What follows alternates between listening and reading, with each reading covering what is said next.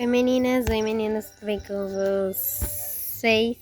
Hoje eu tô aqui pra gravar aqui um videozinho, né? Pra vocês mostrando tudo que vai ter, que tá tendo aqui no São João, da casa da minha tia. Esse daqui é meu primo. E aí? Aqui sou eu, o nome dele é Henrique. Lá atrás tá meu outro primo, Juninho. E aqui agora eu vou mostrar as coisinhas do São João e da casa dela também. Vou mostrar a primeira fogueira. A fogueira tá assim, gente. Tô mais alto. Aí ninguém vai A ouvir, né? fogueira tá assim, satisfeito. A fogueira tá assim, gente. E chegou uns pastéisinhos muito bons aqui. Eu vou mostrar a mesa toda pra vocês, tá muito bom. Muito bom, muito bom. Eu vou mostrar aqui pra vocês. Eu viajo um pouco dia 12. Vai pro Chile. Vou dia 4. Tinha um pacotezinho.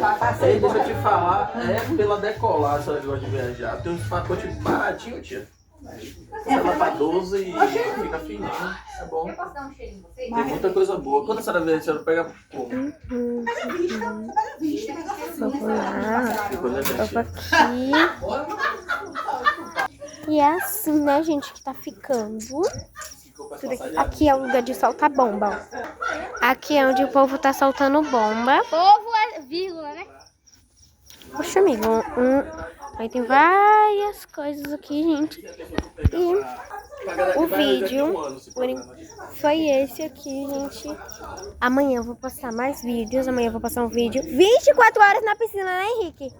Amanhã o vídeo vai ser 24 horas na piscina, né? Já demos spoilers. Tudo bem com vocês? Então aqui pra mais um E é isso o vídeo. Tchau.